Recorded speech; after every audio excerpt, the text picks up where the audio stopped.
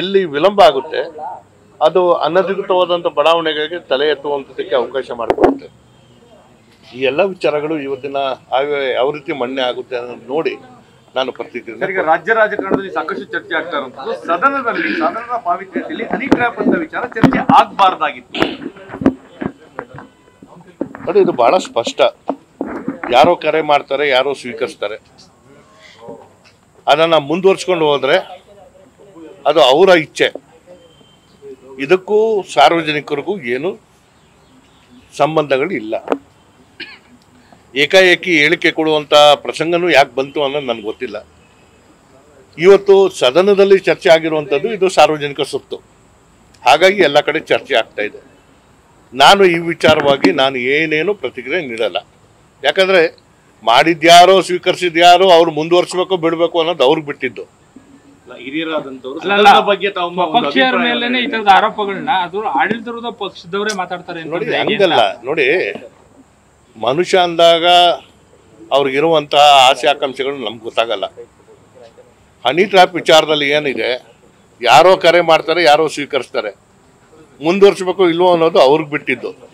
ಅದಕ್ಕೆ ನಾವು ನಿಯಮಾವಳಿ ನಾವು ರೂಪಿಸ್ಕೊಡಕ್ಕಾಗಲ್ಲ. ಚರ್ಚೆ ಆಗ್ತಾ ಇದೆ. ಅದೇನೋ ತನಿಖೆ ಆಗ್ಬೇಕು ಆಗ್ಬಾರ್ದು, ನಾನು ಈ ಯಾವ ವಿಚಾರಕ್ಕೂ ನಾನು ತಲೆ ಹಾಕಲ್ಲ. ನೋಡಿ, ರಾಜಕಾರಣದ ಕುರಿತಂತೆ ಬಹುಶಃ ನಾನು ಮಾತಾಡಿದ್ರೆ ಅದು ಸ್ಫೋಟಕ ಸುದ್ದಿ ಆಗುತ್ತೆ. ಏನು ಯಾವ ಉದ್ದೇಶದಿಂದ ಚುನಾಯಿತ ಪ್ರತಿನಿಧಿಗಳಿರಬೇಕು, ಸರ್ಕಾರಗಳು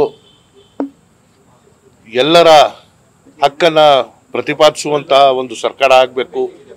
ರಾಜಕಾರಣದಲ್ಲಿ ಸೇವೆ ಅನ್ನೋದೇ ಗುರಿಯಾಗಿರಬೇಕು. ಈ ಎಲ್ಲವೂ ತಿಳಿ ಆಗ್ತಾ ಇರೋದ್ರಿಂದಾನೇ ನಾನು ರಾಜಕೀಯವಾಗಿ ನಿವೃತ್ತಿ ಆಗ್ತೀನಿ ಅಂತ ಘೋಷಣೆ ಮಾಡಿದ್ದು. ಹಾಗಿದ್ರೂ ಕೂಡ ನನಗೆ ವರಿಷ್ಠರು ಇಲ್ಲ, ನಿನ್ನ ಸ್ಪರ್ಧೆ ಮಾಡಲೇಬೇಕು ಅಂತ ಹೇಳಿದ್ದಾರೆ. ನಾನು ಬಂದಿದ್ದೆ, ಜವಾಬ್ದಾರಿ ಇದೆ, ಜನ ಆಯ್ಕೆ ಮಾಡಿದ್ದಾರೆ. ಇರೋವರೆಗೂ ಅವರ ಸೇವೆ ಮಾಡಬೇಕಾಗಿರೋದೇ ನನ್ನ ಗುರಿ. ಅದು ಹೊರತುಪಡಿಸಿ ನಾನು ಬೇರೆ ಇನ್ಯಾವುದಕ್ಕೂ ಯಾವ ಆಮಿಷಕ್ಕೂ ನಾವು ಬಲಿಯಾಗಿಲ್ಲ. ಪ್ರಸಕ್ತ ಬೆಳವಣಿಗೆ ನಮಗೆ ಬೇಜಾರಾಗ್ತಾ ಇಲ್ವಾ? ಹಿರಿಯರಂತವರಿಗೆ ಬೇಸರ ಅನ್ನೋದು ಎಲ್ಲ ಹಂತದಲ್ಲೂ ಇದೆ.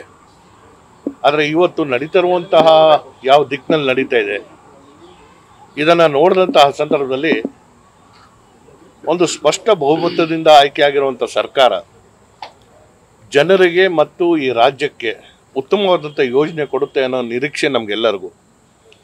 ಹಾಗಿದ್ರೂ ಕೂಡ 4,09,000 ಕೋಟಿ ಆಯವ್ಯಯ ಮಂಡನೆ ಆಗಿ ನಾವು ಅನುಷ್ಠಾನ ಮಾಡುವಂತಹ ಸಂದರ್ಭದಲ್ಲಿ ಜನರ ಕಷ್ಟ ಕಾರ್ಪಣ್ಯಗಳಿಗೆ ಸ್ಪಂದನೆ ಮಾಡುವಂತಹ ಸಂದರ್ಭದಲ್ಲಿ ವೈಯಕ್ತಿಕವಾದಂಥ ವಿಚಾರಗಳು ರಾಜಕೀಯಕ್ಕೆ ಬಂದಿರುವಂಥದ್ದೇ ದುರಂತದ ಒಂದು ಸಂಗತಿ. ಇಲ್ಲಿ ನಾನು ಯಾವ ರೀತಿ ಇರಬೇಕು ಅಥವಾ ನನಗೇನಾಗಬೇಕು ಅನ್ನೋಕ್ಕಿಂತ ನನಗೆ ಆಯ್ಕೆ ಮಾಡಿದಂತಹ ಜನರ ಒಳಿತಿಗಾಗಿ ನಾನು ಕಾರ್ಯಕ್ರಮಗಳನ್ನ ರೂಪಿಸ್ಕೋಬೇಕು. ಈಗ ವೈಯಕ್ತಿಕ ವಿಚಾರಗಳು, ಜಾತಿ ವಿಚಾರಗಳು, ಜೊತೆಗೆ ಪ್ರಾಂತ್ಯ ವಿಚಾರಗಳು ಇದೆಲ್ಲವೂ ಬಂದಂತಹ ಸಂದರ್ಭದಲ್ಲಿ ಎಲ್ಲ ಒಂದು ಕಡೆ ನಮ್ಮ ಮೂಲ ಉದ್ದೇಶ ತಿಳಿಯಾಗ್ತಾ ಇರುವಂಥದ್ದು ಒಂದು ಬೇಸರ ತಂದಿದೆ.